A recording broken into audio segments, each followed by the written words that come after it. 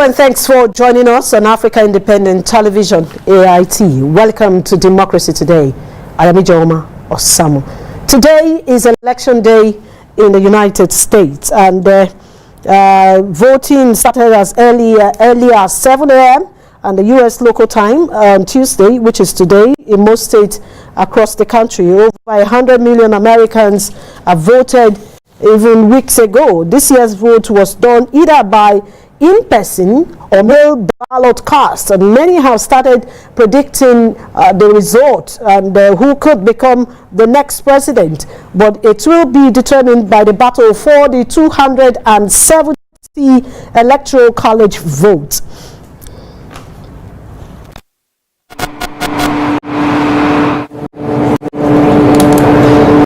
Listen, I'll be honest, I'm a little worried. I obviously voted for Hillary in 2016, and I went in there very confident, thinking that we were going to come out with the win, and we did it. I'm a little concerned. It's a tight race, especially in the state of Florida. We know it's real close, so there's some pivotal states that are important for Biden to put him over the top. So a little finger biting, a little nervous right now, but hopefully he'll prevail in the end.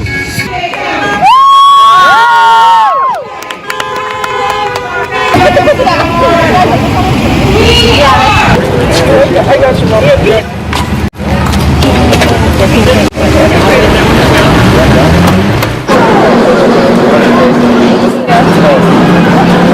Let me see your signature. Go ahead, drop it in. Thank you.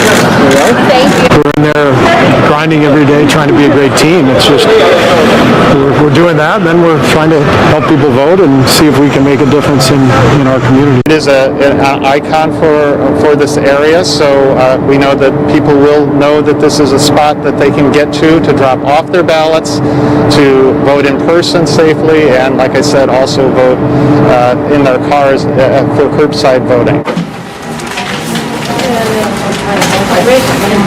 Yeah. Okay, next. You've gone a long time.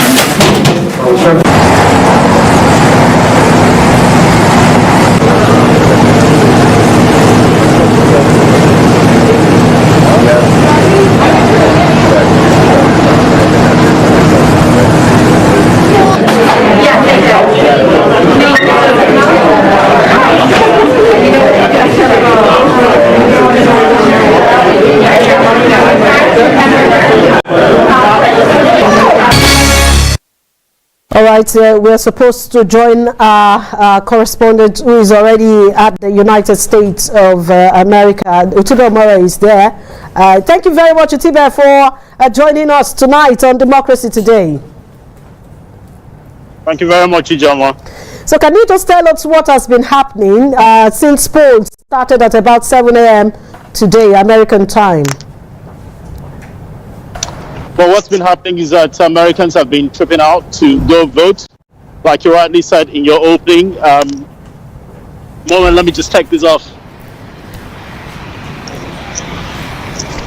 Well, like you rightly said in your opening, the voting started weeks before now with the early voting and the mail-in voting, which overnight 100 million people, almost 100 million people, as at this morning, have voted before. So what we're having today is just election day proper, where the remaining ones who are yet to vote are expected to cast their ballot.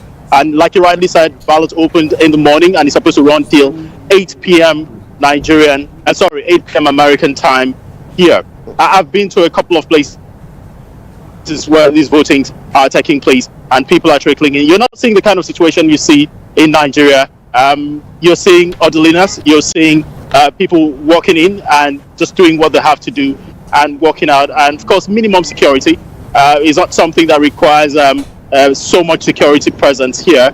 But of course, you can find the policemen just around to ensure that only those who actually are supposed to vote are around the election area. Before now, we also received reports from some of the international channels, the American channels, telling us that there are fears that the election may become violent. And as at Monday, we saw the report that some businesses have started boarding their their businesses for possible violence after the election today. So what can you tell us that is happening in the UK? Are we seeing the kind of election that we experienced in Nigeria with this US election? Very valid, Ijoma. What you said is absolutely correct. And I mentioned it in my previous report yesterday as well on this particular channel. And I said, yes, we've seen offices and major offices. Up to this point that I worked to this point to do this report, many offices, public buildings are being boarded up. What that simply means is that people are closing shop. People are using plywood to lock up their shop and cover it completely. Because most of the offices here, especially the ground floors, are all glass. So they have to cover it up. Why they're doing that is simple. There's so much anxiety in the air, there's so much fear that the election might lead to an unrest in different parts of the city. And this is not just happening in New York. The major cities and the major states where it's expected that there are likely going to be unrest are New York, California, and even I'm hearing some parts of Texas as well. That is happening. So yes, the fear is real. The anxiety is palpable. But at the same time, it's not stopping people here from doing what they are supposed to do. But people are just playing safe because they do not know what will happen afterwards. We know that in situations of unrest, to protest, it leads to lootings. A lot of people have suffered that for so long here, especially the recent George Floyd case, which led to so much protest and looting in different cities across the country. So I guess the people here are just taking preemptive measures to ensure that they do not fall victim of similar situation again. Ijoma. Okay, the battle seems to be between, anyway, it's a known fact that the battle is between the incumbent President Donald Trump and the Democrats candidate, Joe Biden. Can you just tell us what you're observing, because it seems that people are already predicting what the election will look like in the next few hours. Yes, Ijoma, that's correct. You know, unlike in Nigeria where you as a journalist sitting and hosting that program, Democracy Today, you're not allowed to say anything about how the election is likely going to turn out in a particular local government here, a particular county, or a particular state. Here, broadcasters have some extra leverage. They can make projections based on what they've seen. They could, for instance, say this is the number of votes in this particular state, and so candidates have scored around 60% of the votes based on what we are counting. And looking at the votes left, we can safely predict that so and so candidates can win. So they have that leverage to make projections and announce that it's going to be a red state, it's going to be a blue state, Biden is going to take this, Trump is going to take this, as the case may be. Yes, so that's actually allowed here for broadcasters and media men to make such projections.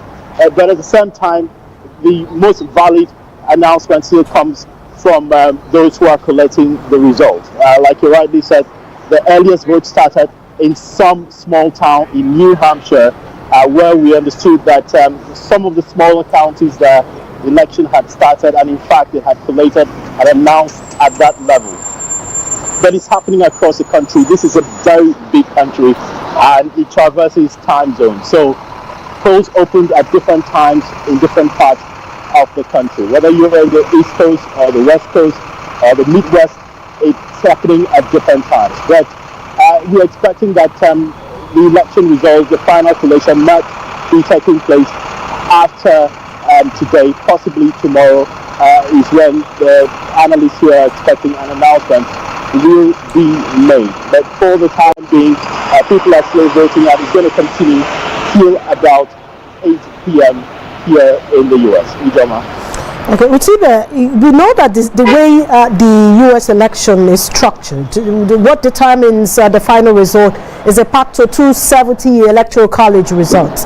And if we go back to the 2016 election, we saw two candidates who were first neck and neck, and just about less than 5 votes for Donald Trump to become the president of the U.S. What do you think will determine the 270 ballot of from the Electoral College?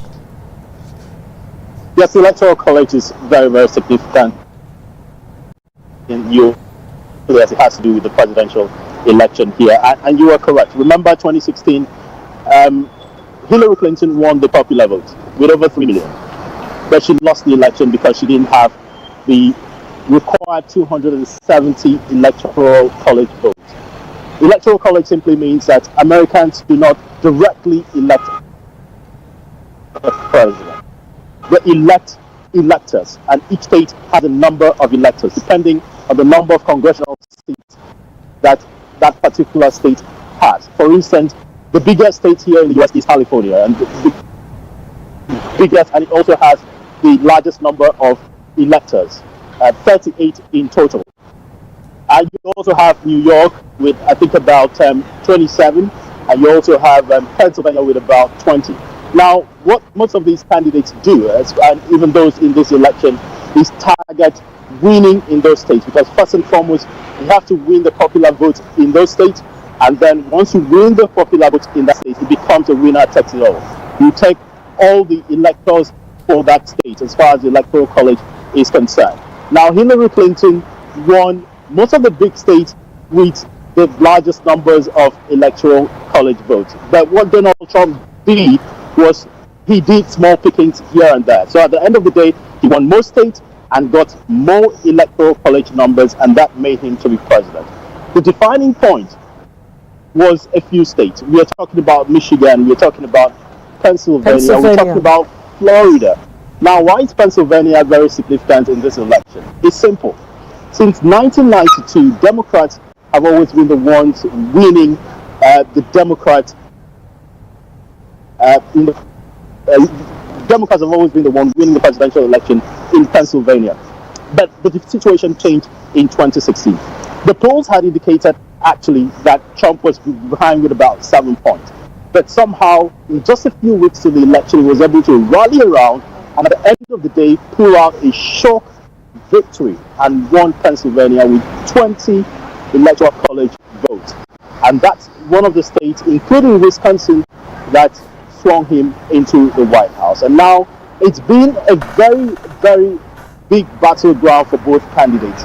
Just yesterday, last night, Biden and his running mate Kamala Harris, they did a final push to rally voters in Pennsylvania. They held a campaign rally in Pittsburgh, and that's another point of difference between the US election, where you hear electoral managers in Nigeria say, no, you can't do anything as far as the election campaign ends. Yes. And they don't want to see anything by the candidates, neither do they want to see any campaign ads on TV. That is totally different here. Even as at early hours of this Tuesday morning, Jim, I can tell you that the candidates were still making last-minute runs, last-minute push to rally their voters in their state. And for Biden, he was in Pennsylvania because that's crucial for them. They feel they have to pick that particular state and also battle it out in Wisconsin, battle it out in the other strong of the Republicans, and see what happens at the end of the day. All right, Tube, I would like to say thank you very much. Hopefully we'll be joining you when we return on the program on Wednesday to give us updates. Thank you very much. Thank you, Jama.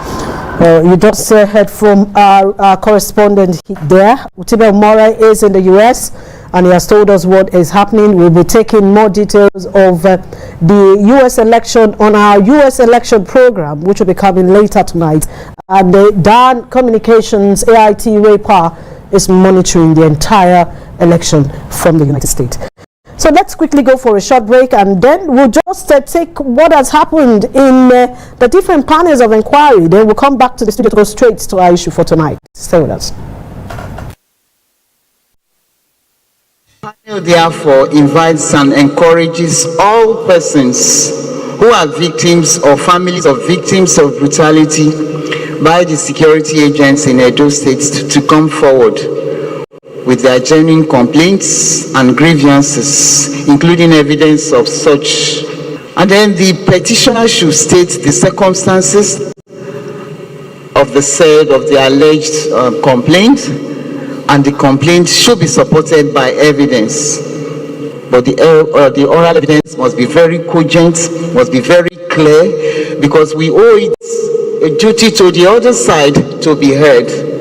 And we are seated here giving the assurance to the members of the public that we will do justice to all manner of men. We are also calling on the women and children whose rights have been infringed, who are aggrieved to say that FIDA is equally open to render services pro bono as we have been doing before. Those who have been violated via police brutality, SARS harassment, intimidation, and extortion, they should be rest assured that with members of the NSAS being in this judicial panel of inquiry, they must get justice. So I'm also using this medium to appeal to those that are out there that have been oppressed, that their civil rights have been taken away from them. Come out and come with your petitions, and you will see in broad daylight that petition justice will be served. Receive and investigate complaints of police brutality or related extrajudicial killings, evaluate evidence, and draw conclusion on the validity of the complaints. Which are the caliber of the people that constitute this panel? You will agree with me that the governor takes this as a very serious assignment. The chairman is an experienced, learned judge of the High Court bench of United States. The commission is happy, is glad that this commission has been set up so that justice will be served to those whose rights have been violated. The Nigerian Bar Association, in her own little way to contribute for the smooth running of this commission, is willing to provide free pro bono services to members of the community who have one petition or the other. Is that what you want to tell me? Yeah, that was. Okay, MJ was. Where has it gone? He was here. I was with him here. Oh, we saw him here. Yes. I think it's on that with that. I want to say thank you to everyone who has graced this occasion, and I pray that you will encourage others to come forward, because without them, there's nothing we can do here. There's nothing the government can also do for them. Thank you very much.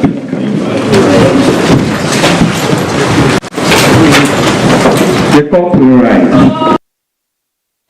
The unfolding situation with the Judicial Panel of Inquiry is such that there could be a miscarriage of justice if care is not taken, which is why we are raising the alarm now in order for citizens to do the needful. Failure of previous panels of inquiry to conclusively address allegations of brutality and human rights abuses against the police was responsible for the lack of trust and confidence, which pushed Nigerians into staging protests that eventually led to the violence of the recent weeks.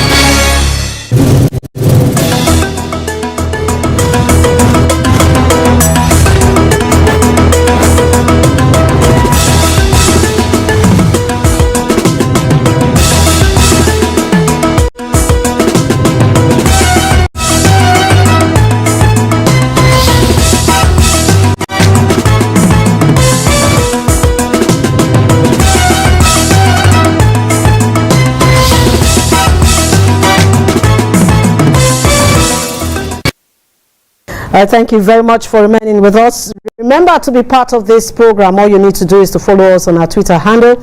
You can follow us on our official handle at Democracy #2 Day with the double Y, or you follow me on my handle at EJ Osamo. Drop your comments if you have one. We may be able to take some of your comments tonight. Now let's quickly go to our issue. On November 5, 2019, the Nigerian Senate introduced an anti-social media bill to criminalize the use of the social media in peddling false or malicious information.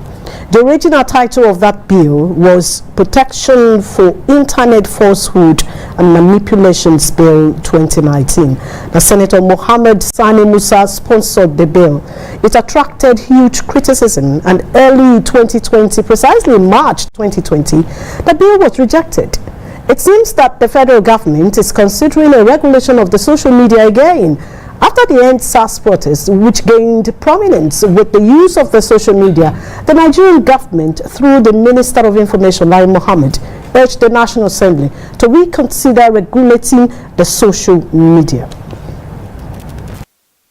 The issue of social media, honestly, we have spoken to it. Social media has come to stay. We are not complaining about social media. We are complaining about the unbridled, unregulated social media. We are looking at the negative aspect of social media. And it is not just communist countries that are very wary of social media. Even the US. Even the US. And recently, Chad, next door to us here, deliberately slowed down the speed of its social media because they were also worried and concerned about the effect of fake news. So please don't misunderstand us. Nobody wants to shut down social media. Nobody wants to abolish social media because, like rightly said, it's the fastest means of disseminating news, but it's also the most dangerous means of disseminating fake news, which can be very harmful to any country. No country in the world, sir, leaves the social media space so vulnerable as we are doing. That's what we're saying, sir. But you cannot have a social media. I say, forget government. Government is the least of your problem. Pornography. You just saw that Minister of Information, Lai Mohammed, talking there. And on Monday, the move to regulate social media got a boost as governors and other leaders from northern Nigeria declared support for it. After extensive deliberations, the following resolutions were arrived at. Appreciates the role of traditional rulers in containing the menace of EndSARS protests in the north. The meeting took note of the devastating effect of the uncontrolled social media in spreading fake news. Therefore calls for major control mechanism and censorship of the social media's practice in Nigeria. It also support the Nigerian police force to serve the country better and calls for the strengthening of trust between the people and the police. Condemn attacks on persons and properties of especially persons living in other parts of the country. Also condemn attacks and burning of places of worship in some parts of the country in the name of EndSARS protests. You just saw that. You saw the chairman of the Northern Governors Forum there talking. He has said it, that for the sake of fake news. But the question is, can the social media be censored in Nigeria? Who is afraid of the social media? This is our focus tonight, as we have in the studio a lady and a gentleman. And we have with us the former Kogi State SDP governorship candidate, Natasha Akpoti. Thank you very much for coming on the show. Thank you. Good evening. And also, thank you. Also joining him is the co-convener, Center for Liberty, Raphael Adebayo. Thank you, Raphael, for coming on the show. Good evening. Yes, let me start from the lady. You know, it's lady and gentleman. You just listened to the Minister of Information, Lai Mohammed, as well as the Northern Governors Forum. They met yesterday, and from what they are saying is that some of them are already afraid of what they call fake news, which you and I know it's common in the social media. At this time, do you think it is right for the government to consider censoring or regulating the social media? And let's say this, that over time, first, we know that information is key, right? And over time, governments of various countries have always tried to control the news being disseminated or control the media space as a tool of controlling the minds and thoughts of its citizens. And so this is not quite new, and it's actually expected to have the government of Nigeria, to fear the kind of thoughts and opinions and messages that are being passed around the social media as a way of sensitizing the people towards a particular thought that could be dangerous to the government at hand. And when we look at it broadly, we have seen some countries, yes, like China, that actually practices the draconian step of whereby banning Twitter, WhatsApp, and others, and have promoted their own WeChat and more regulated social media handles. And we also have the EU presently today that have given up till the year 2021, whereby countries need to sign in to the control of the spread of extreme messages on social media.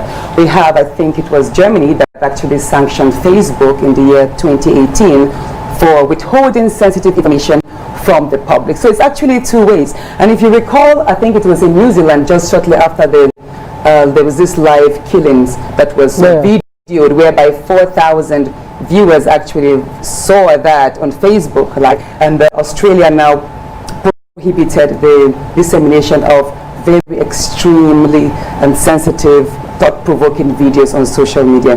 But these are very specific points of control, you know. And what they did, these countries, is that there was not a particular social media regulation that was put, but it was more like engaging that particular provider to say, hey, Facebook or Google or YouTube, this is what we want you to control.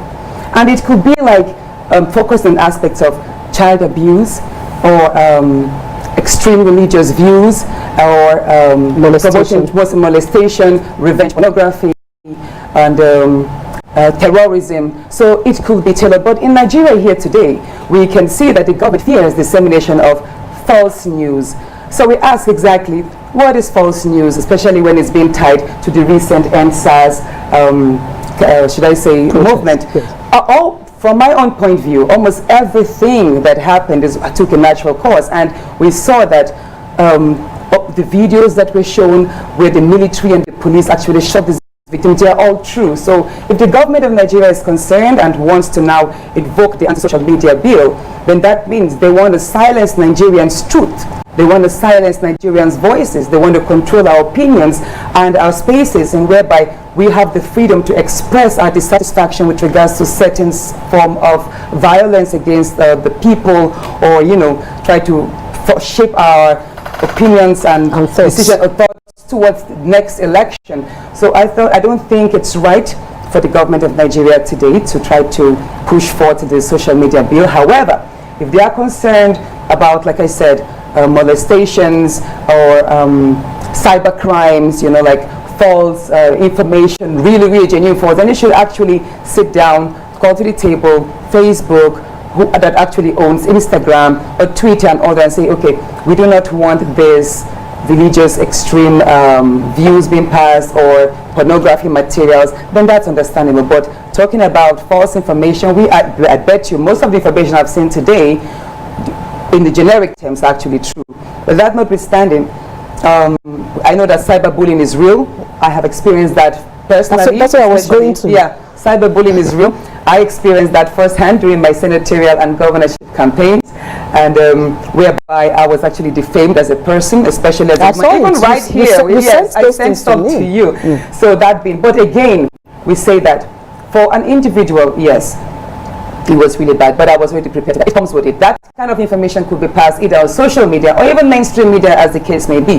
But passing a law generically that will curb the voices of Nigerians in expressing their thoughts and dissatisfaction and trying to contribute their own quota, either through the passage of the signing of petitions, or, you know, educating the people on their rights as citizens towards democracy.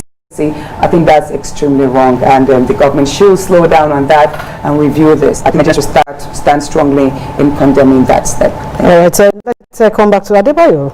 I know for sure that there were some videos posted on Facebook, and when you go there within the next 3-4 hours, they blocked those videos.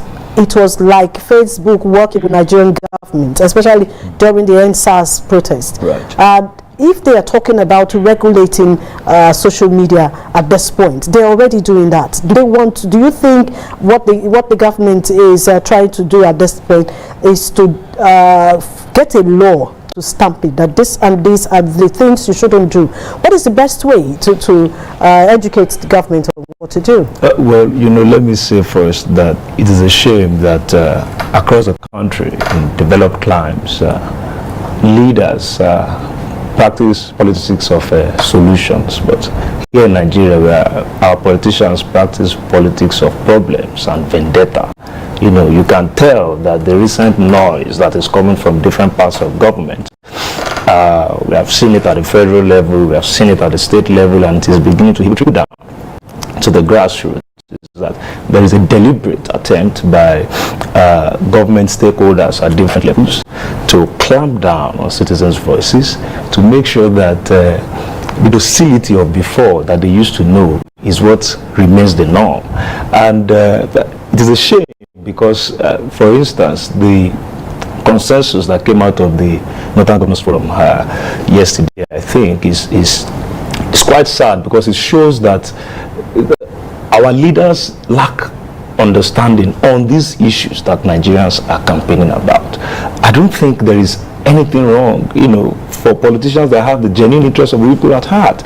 There is anything wrong in ensuring that there is, for instance, police reforms, which is what the EndSARS protest was about. And I also don't think that in a democracy, the agenda of government should be about stifling the voices of its people. Rather, it should be about expanding the frontiers of expressions and sharing of thoughts and opinion. But more importantly, I think that we must caution the Nigerian government to not go down this path, because this is actually a path of destruction. For instance, this year alone, the ECOWAS Court passed 2 massive judgments that points to the fact that freedom of expression is sacrosanct. One is that the ECOWAS Court judgment ruled that the 2017 shutdown of internet in Togo during the protest is illegal, and it is an affront on citizens' right to freedom of expression. Now, that is directly, similar to what's going on here in Nigeria. Just less than a month after that judgment, the ECOWAS Court ruled again that, and this time on our Cyber Crimes Act, which is, one law that Nigerians are always quick to refer to, but people don't pay attention to the fact that there is a section 24 in the Cyber Crimes Act that is actually very punitive, very deadly, and very subjective in interpretation. And so the ECOWAS Court ruled in July this year that the Nigerian government must either amend, that section of the law, or repeal it in its entirety. So we are seeing a consistent pattern of the Nigerian government, especially this administration, to try to shrink our civic space and to try and stifle citizens' voices. Because how do you explain, for instance, the fact that this government tried to pass an NGO regulation bill, and when it failed, it snuck that agenda into the Karma Act 2020? How do you explain, for instance, that the government woke up one morning and decided to pass the reviewed broadcasting code, which they are using to own media houses right now? So how do you explain that after the public hearing on the social media bill in March, till date, one, we don't have the report of the Senator Opeyemi Bamidele's led committee till date on that particular public hearing, which, by the way, the social media bill was overwhelmingly rejected. And then how do you explain all of these things? And so it brings me back to your question. The government is already regulating the space, and this is true. In Nigeria right now, so many people believe that there is truly freedom of expression, but freedom after expression is, really very dicey one, in Nigeria today. Because, for instance, you talked about Facebook, and Facebook had to come out to apologize to Nigerians during the EndSARS protest. There are some things that cannot be doctored. We saw Nigerian youths protesting with the Nigerian flag and singing the Nigerian national anthem, and then we saw soldiers open fire on them, killing them on the spot like criminals. That was a treasonable act. No citizen can do that. And then, of course, we know their narrative. Their narrative has been the same, since the beginning. And that is why they are afraid of social media. That's why I like your question. who is afraid of social media. Our leaders are afraid to lead, or they have no idea about leadership at all. Our leaders are afraid of accountability. They are afraid of being held to account. And that is why they are doing everything. They've been extremely frantic about social media. And that's why they are doing everything, within their power to make sure that they kill or restrict, or, they have the power to shut down the social media, as is happening, for instance, in Guinea right now. So I think that the Nigerian government must begin to realize, or must come to terms with the fact that if you want to tackle fake news, there are numerous ways to tackle fake news. Fake news is a global pandemic. It is not exclusive to Nigeria. Whether it's on social media or right. not. And we are seeing numerous democratic countries across the world dealing with fake news in a democratic manner. You don't need, for instance, a legislation to deal with fake news. The antidote to fake news is true news. The antidote to falsehood is truth. So what is the Nigerian government doing in this regard to make sure that whatever is false out there is countered? However, let me also point out that the Nigerian government thinks that we are fools, and they are trying to take us for fools, because if truly the worry of the government is fake news, the government is already doing something on that. You see, when this COVID-19 thing started, on April 14 precisely, there is a program on NTA in which the Minister of Information, who has, by the way, been very vociferous on this regulating social media agenda, he said something. He said, and let me quote what he said. He said, what is needed is to be educating Nigerians to shun this purveyors and know that there are only two sources for credible information on COVID-19. It is either from the daily media conference by the task force and the media appearances of members of the task force of the website of National Center for Disease Control. So what the minister basically said here is that during this COVID-19 response don't exercise, rely on social media. We, the presidential task force of are the only ones that can tell you the truth, the accurate information. Yes. And they have been doing that. I have watched several sessions of the PTF task force, correcting false notions out there about COVID-19 and other things, because there are people who are spreading, false information to create panic. And they were there every day to counter all these false narratives. So if you can do that with COVID-19, why suddenly do you need legislation to hammer the social media? I don't understand. Let me come back to you. Natasha, you're a politician. I know. Political reformer. You are not a political politician. I'm a political reformer. Now let me come back to you. We remember that during your election in 2019 and even the Kogi election in November 2019. Yes, we saw a lot of politicians make use of the social media for campaigns to woo voters, as well as even drop their campaign materials on the social media as well. Okay, now it's towards 2023, and INEC is considering online going by e-voting, and if they want to tame the social media now, do you think it is a move towards 2023? So that they can be able to at least monitor what goes out, what they want the people outside the country to know about Nigeria? Things can be said to be hypocritical, because we've seen on one part, the government tends to take actions that favors it in a particular space, and over time it will then, ease off to accommodate its excesses when things deem it fit. Yes, right now, as of today, we can say that the government wants to control the people's thoughts, the people's aggression, to tame the space. But on the other hand, everything that is going on today is towards 2023. It's more like they know that there is already a great awareness in the minds of the younger Nigerians who do not want to see the similar faces again in the hands of authority. And these same people are in control of what they call the INEC or the police and all other sectors of the society. And these people there already know that, okay, if we don't want a greater awareness, a greater control of the democracy in the hands of the young people, or should we say the masses, then let us control this tool, social media as well, as a very important tool of disseminating this information. But again, like I said, for example, let me just make reference to the present elections in America. Donald Trump, for one, We all saw what happened to him at the previous election, whereby CNN and all other major media handles were not giving him enough time to we're not even promoting his campaigns. But what did he do? He relied primarily on Twitter, on social media, Twitter and Facebook, and he was able to almost every hour update the people, and he connected directly. Coming to myself, yes, I grew basically on social media, right from advocacy on the revival of Ajakuta skills. It was all on social media. That success I can accredit today was basically on Facebook and the many Nigerians that connected to me and the struggle, which then translated to politics. I started my political campaign on Facebook as well. I also got hit the other side on Facebook as well. But like we say, it's a two-way coin. There's the good side of it as well, the bad. But however, the good of social media always outweighs, because like the gentleman said, it's an issue that is being faced across the world.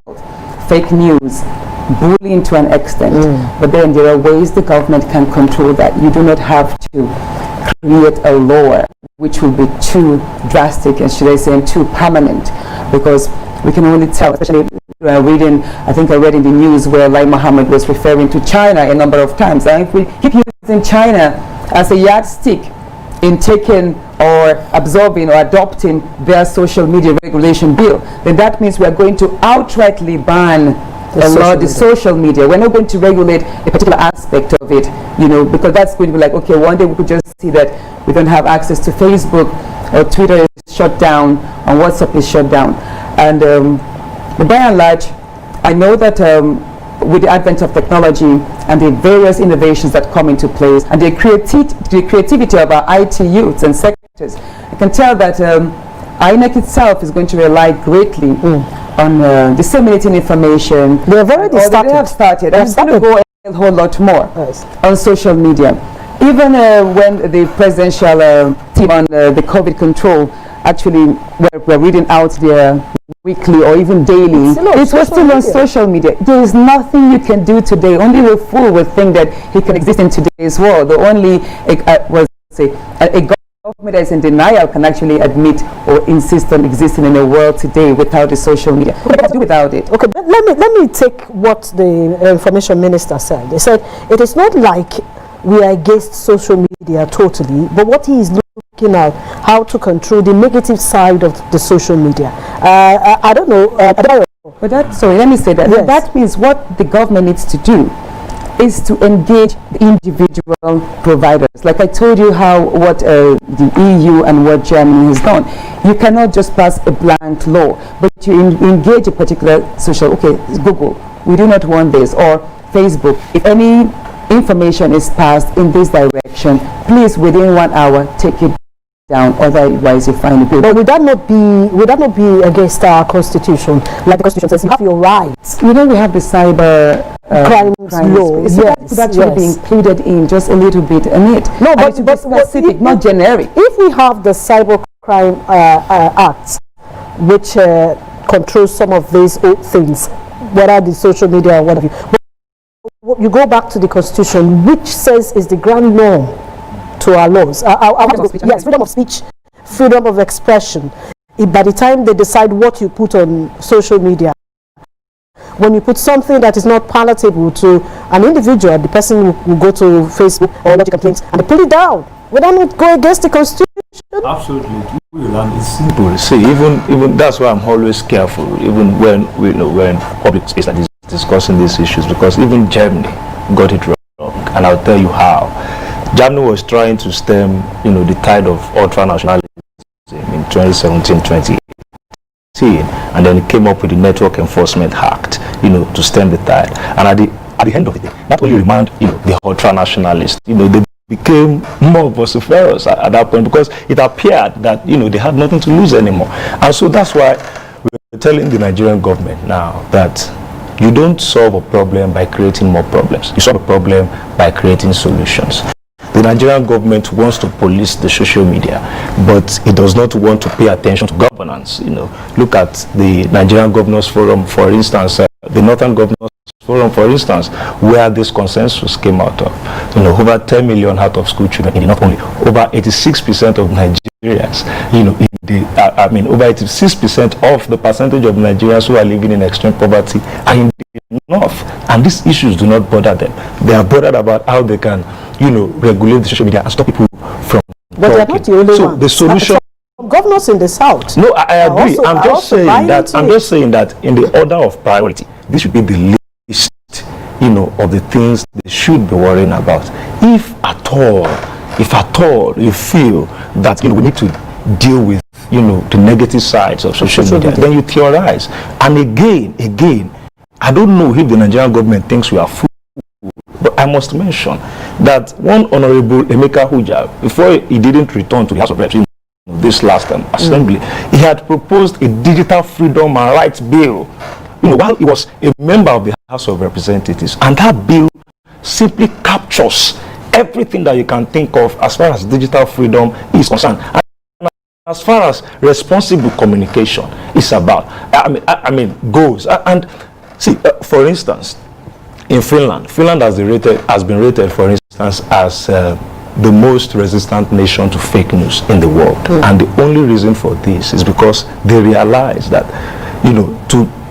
to get fake news, or to get the people detached from fake news, or to get the people to understand that this is fake news, there has to be a program, for instance, to be able to teach people how to, distinguish between what is false and what is new and what is true. For instance, in Finland, it is part of their school curriculum that is teaching citizens how to know what is false and what is not.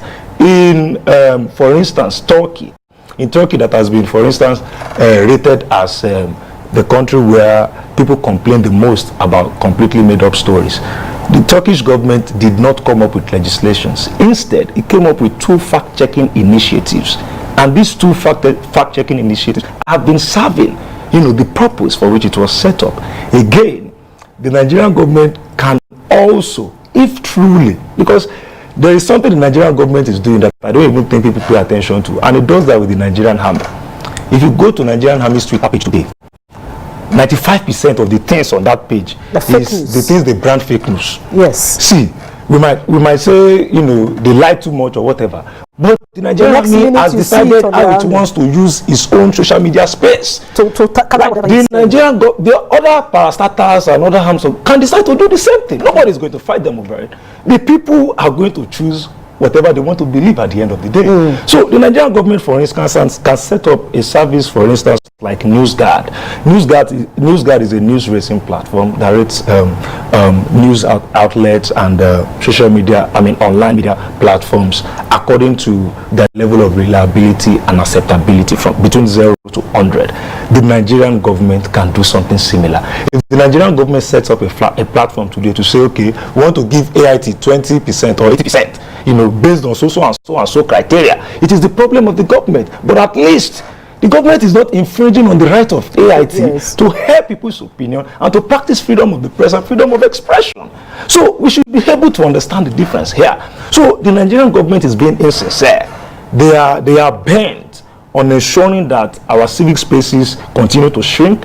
They are bent on ensuring that this environment is completely militarized and that our democracy falls away completely. And we are saying we will not allow that happen. Sorry, Raphael. When you use the word bent, that means you are trying to say government has already said this is what they want to do. Absolutely. Probably it will just be your own opinion. No. There's been a pattern. It may just be your own. No. I'll give you facts. For instance, since 2015, because for instance, this is not the first time that there will be a social media bill on the floor of the Nigerian Senate.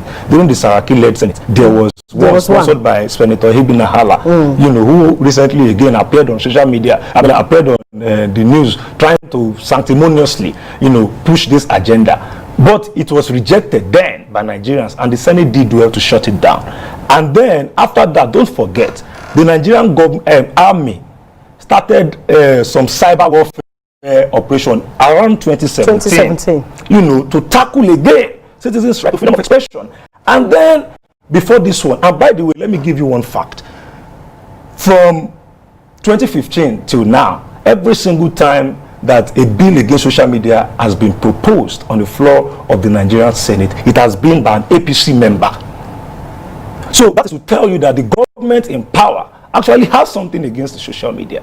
and we must call them, we must say to their face.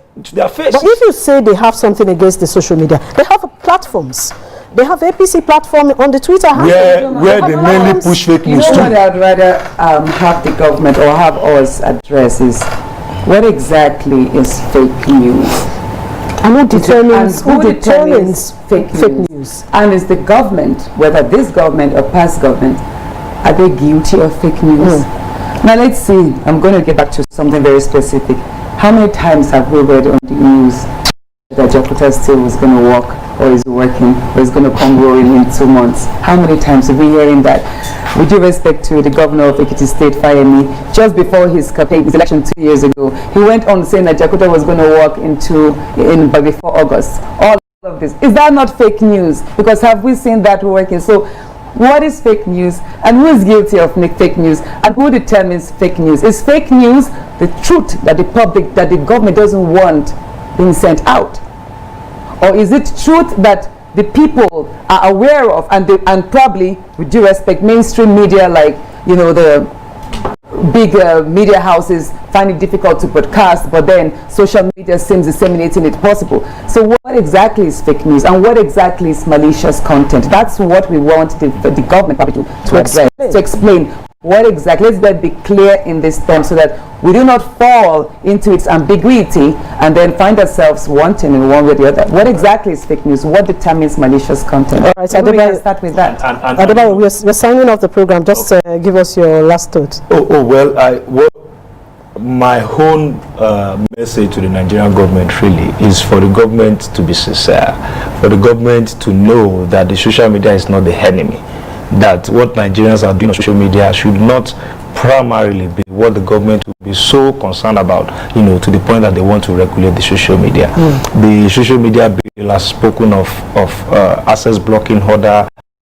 It talks about very subjective stuff, but what the government needs to focus on really is to create solutions to problems, because at the end of the day, the government itself can become a victim of what it is pushing today, that is to regulate the social media. All right. Well, thank you very much, Raphael Adebayo, the convener, one of the co-convener of Center for Liberty. Yes, the co-convener of Center for Liberty, and also the former governorship candidate, Kogi State, the APC candidate, Natasha Akpoti. Thank you for SDP. The SDP candidate, Natasha Akpoti. I remember that you wanted to be then. All right.